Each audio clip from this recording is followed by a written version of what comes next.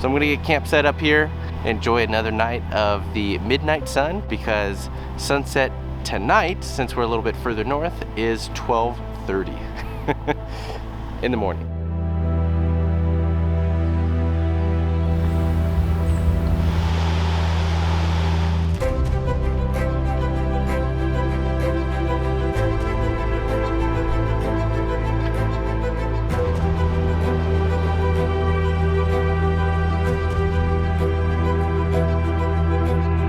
Well, we are officially here on the top of the world highway, crossing into the Yukon territories from Alaska.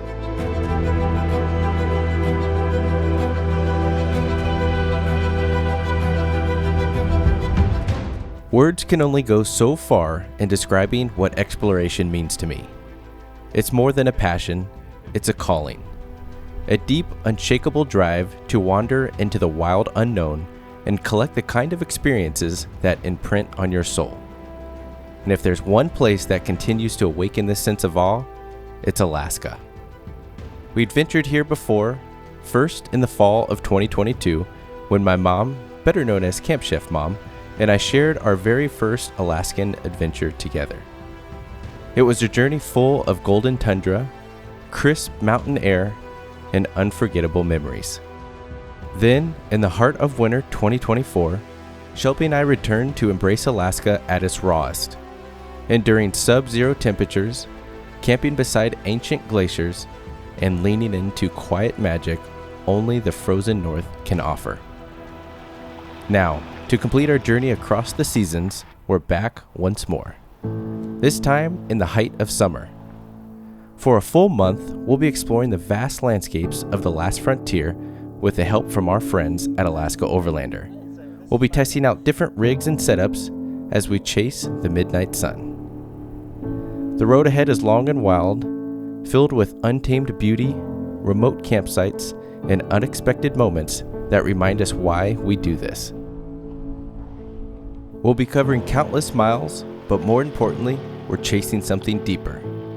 So I invite you to ride along, as this is the Far North Calling.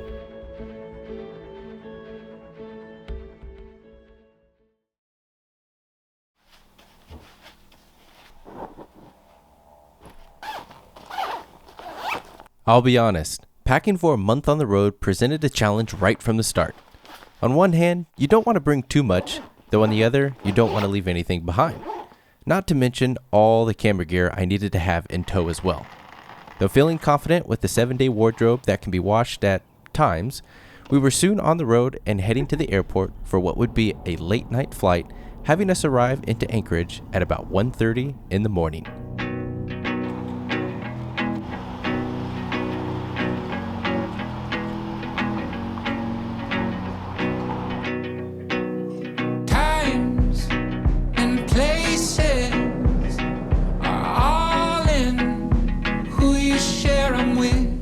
A huge thank you goes to Craig at Alaska Overlander for picking us up at the unimaginable hour of 2 a.m. from the airport.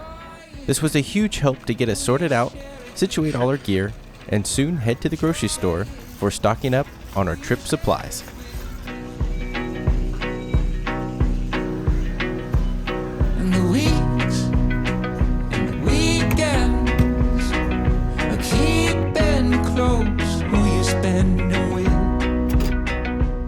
With all our groceries and supplies ready to go, our first part of the trip would be taking us to the Kenai Peninsula in search of finding camp. I'll let you in on a secret now. It didn't go as planned at all, though more to come on that here in a little bit. For now, however, we were just happy to be in the warmth of sunshine and incredible views. So I feel like we have a reoccurring theme with our trips on the first day, and that is finding camp. So, if you couldn't tell by now, we are here in Alaska once again, and we're exploring it in the summer months. And while the weather is absolutely fantastic of blue skies, sunshine, and 70-degree weather, everyone out is enjoying it, as they should be, which is now making camp a little bit difficult. So we're on the Kenai Peninsula, going back to some familiar stomping grounds, and every single spot and the spot you thought wouldn't be possible is taken. So now we're trying to figure out plan B. The only good thing about this is it is the summer months in Alaska, which is prolonged daylight. We flew in last night and sunset was still happening at 2 in the morning. Never really goes away. It just comes to sunrise and transitions. So at least we have plenty of daylight for finding camp. We have 8 hours left. Yeah, we literally have nothing but sunshine. So we're gonna kick it off. Here we go. Keeping spirits high. We're gonna find something, no matter what it is. Ah, yes, the famous last words. Finding something no matter what it is. All right, so let's roll up the sleeves and get to work. It's nearly 6:30 in the evening, and we are now commencing Operation Find Camp. Let's go.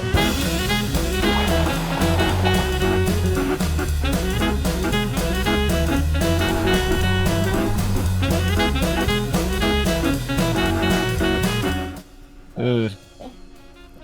It's 10 o'clock, and it feels like it's 5 o'clock with the sun. It's so bright. People are brushing their teeth and getting ready for bed at all these campgrounds, and we're still trying to find where we're going to sleep. Oh, hey, we passed that guy at the other campground. Yep, we did. He was at the other camp. We were That's hilarious. Needless to say, it just was not our night. With the clock pushing past midnight, we were basically looking for a place to comfortably and legally park for a few hours. What we ended up finding, though, was a spot far away from any iOverlander recommendation. All right, good morning, everybody. Last night was rough. We didn't pull into this particular spot until about 1 a.m. Tell you, we searched high and low for a camp, and I mean everywhere from riverside, lakeside, about 8 different campgrounds, random forest roads for just some type of pull-off. Literally everything was taken. It blew my mind. We actually researched why, and I guess it's kind of like some fishing open weekend for something. I'm not particularly sure, but everyone is out here, and it's all for the weekend. Unfortunately, we came in on the weekend, so you see a lot of the reservations at places through Sunday, and today is Saturday morning. But yeah, coming in here at 1 a.m., this was pretty much our kind of last straw, if you will. It was basically next to a campground in a wide open, massive parking lot that's used for boat trailers. There was none last night. There was no camping signs. So honestly, we were both super exhausted and just called it. So we slept here in a parking lot.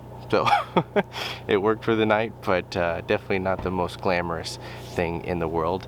But yeah, so that's just kind of how it goes. Hopefully today we can get a little something better, but tell you what, I need a good strong cup of coffee this morning to get things going because I'm exhausted and need a little jump start for today.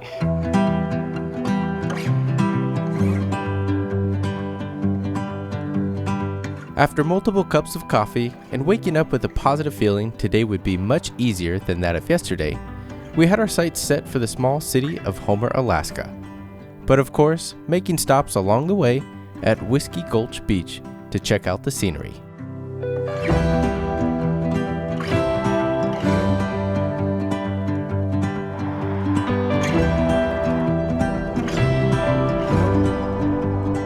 Just 227 road miles from Anchorage, near the southern tip of the Kenai Peninsula, lies Homer, known as the halibut fishing capital of the world. It's home to both commercial and sport fishing fleets and offers incredible wildlife viewing opportunities. But beyond the harbor, this cheerful coastal town also has a creative spirit. With an artsy downtown and plenty of places to grab fresh seafood, local brews, and handmade baked goods. Much of it can be found along the Homer Spit, a 4.5 mile long stretch of land that's perfect for a laid-back stroll. For us, it was the perfect place to get out of the truck, stretch our legs, find some lunch, and toast the start of our Alaskan adventure.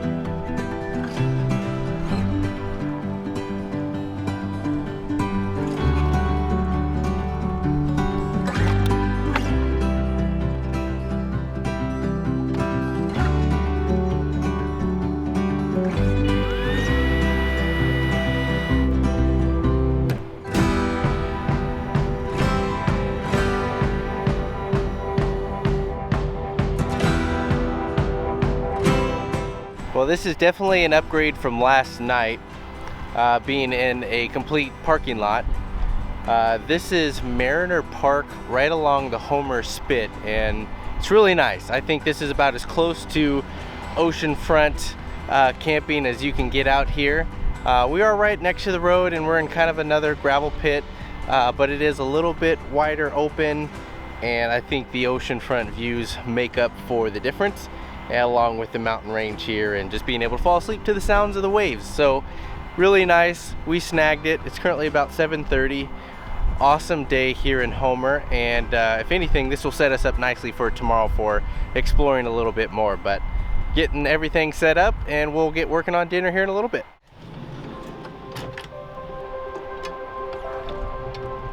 I gotta say, this was absolutely a step above our expectations for the busy weekend. Essentially beachfront camping, epic views, and falling asleep to the sounds of the ocean waves. Sign me up. We may have had so much fun we forgot what time it was and ended up enjoying our first 1:30 a.m. sunset or sunrise of the trip.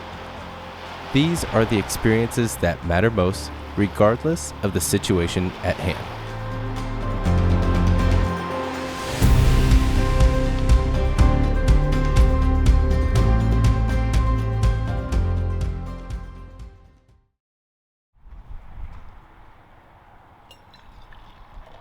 I tell you what, I slept incredibly well last night. Even being somewhat close to the main road, having those ocean waves made for a peaceful evening.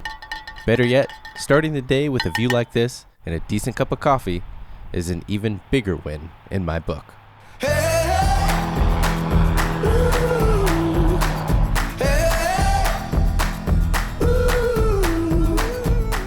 With nothing but sunshine in the forecast and adventure calling, we decided to make the most of our time in Homer by hopping on a wildlife tour with a stop in a remote little town of Seldovia, Alaska. Now, you might be wondering, where in the world is Seldovia? It's about a half-day trip southwest of Homer, and getting there is half the fun. The route our tour took us on? Absolutely incredible. The guides were a blast, funny, knowledgeable, and full of stories. Along the way, we learned about local marine life and the rich history tucked into the shorelines of nearby islands. But the real magic? The wildlife showed up right on cue. Bald eagles perched overhead, puffins bobbing in the waves, sea otters on their back without a care in the world, and then, the star of the show, a pod of orca whales gliding through the water. And that was all before we even made it to Seldovia.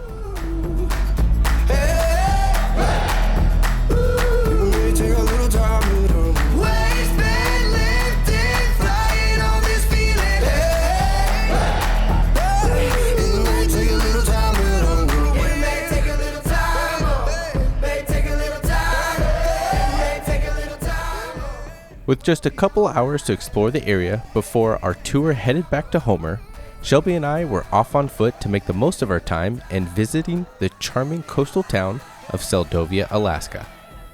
Tucked away on the southern edge of the Kenai Peninsula, Seldovia is only accessible by boat or plane, which means no crowds, no rush, and a whole lot of small town charm.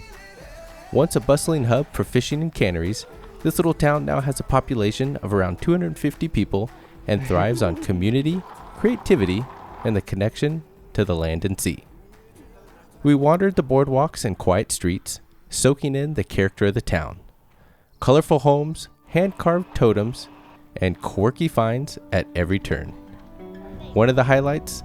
A cozy little coffee shop where we met the owners, a friendly family who moved here from the lower 48 to start a new chapter in their lives. They shared their story over fresh brewed coffee and, of course, their homemade favorite, crepes. And it was clear they found something special in this quiet little corner of Alaska. Seldovia might be small, but it's packed with personality.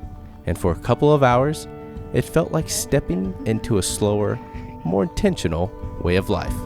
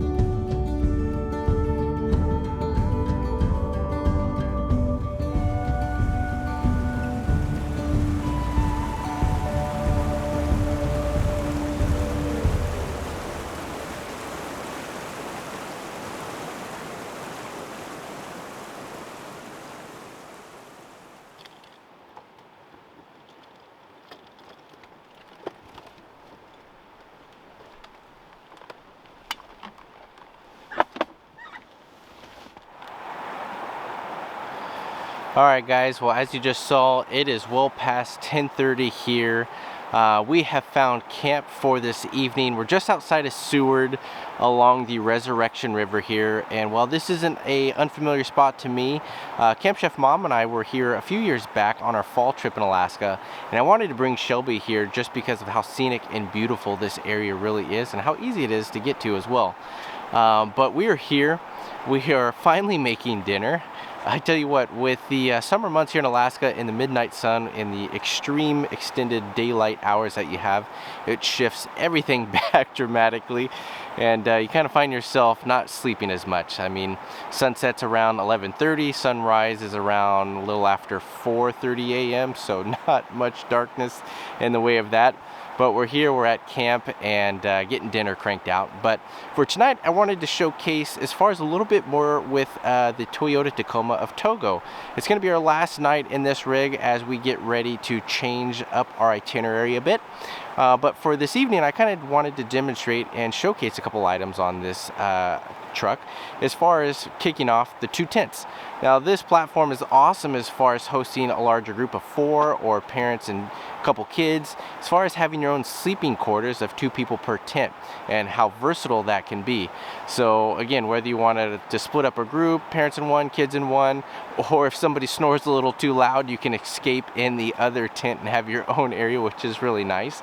But on top of all that, this truck pretty much has everything you need for life on the road. With the drawer systems that are very spacious, of all your kitchen gear and dry goods, a fridge that has plenty of room for all your groceries and a drop-down ability to access it, which is super nice. You have onboard water with a big tank and a pressurized spigot, if you will, as far as being able to wash dishes and make that super easy, wash your hands, whatever you need to do to rinse off, which is really nice. And then even on top of all that, you have a dual battery system to keep all your electronics tip-top shape and charged up, ready to go. And then even including the off-road capabilities that it has as far as upgraded armor and skid plates, the robust aftermarket suspension, and upgraded tires to really smooth out all the bumps on the roads as you take on your journey. So this truck is very well thought out, and it's nice to be in a platform similar to that of our first time up here back on that fall trip. So needless to say, we're gonna get dinner cranked out. I'm a little exhausted. I find myself up very late these days as far as wanting to capture as much daylight and footage and capture some sunset colors, but I don't think we're gonna get that tonight with the low-lying clouds. But it's beautiful up here. So anyway, we're gonna switch things up tomorrow. Our itinerary is gonna shift a little bit, but I'm excited to share what we have in store. So stay tuned and let's see where the rest of our adventure takes us.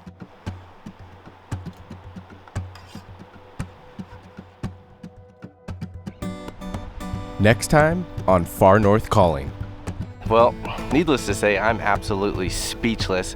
We got the most pristine weather you could possibly imagine here, with unobstructed views of Denali, all the surrounding ranges,